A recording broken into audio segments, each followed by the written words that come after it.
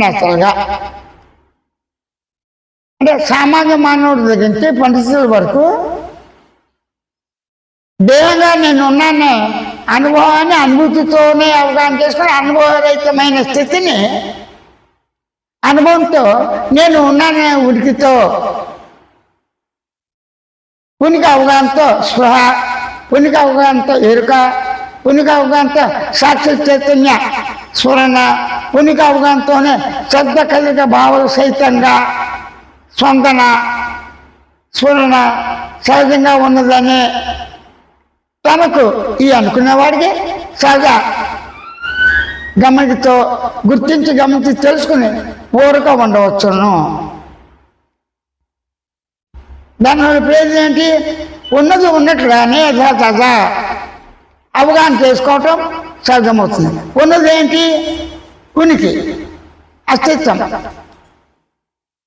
ఎవరి అస్తిత్వం వారికి అనేక విధాలుగా అవగాహన అవుతుంది. దేహం ఉన్నది, దేహం అస్తిత్వంతో అవగాహన ఉంది, ఉనికితో. అంటే దేహం ఉనికితో ఉంది. ఎలా ఉన్నది? దేహం తల ముండం కాలు చేతులతో దేహం ఉన్నది.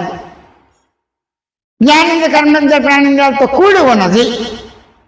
ఎత్తు లావు సన్నంతో ఉన్నది, పొట్టి పొడుగుతో ఉంది. ఇదంతా పదార్థమే. పొట్టిగా ఉన్నది పదార్థమే, పొడుగ్గా ఉంది పదార్థమే, నల్లగా ఉంది పదార్థమే, ఎత్తుగా ఉన్న పదార్థమే, వంకరగా టింకరగా అనేక రకాల ఉంది పదార్థమే. అది చెవు కావచ్చు, ఇంద్రియాలు కావచ్చు, కన్ను ముక్కు కాల్చేసి కావచ్చు, ఏవైనా కావచ్చు. వాటి పరిస్థితి ప్రతిక్షణం వికారం. వికారం అంటే పరిణామం చెందుతూనే ఉంటుంది. ఇదంతా వస్తుజాలమే.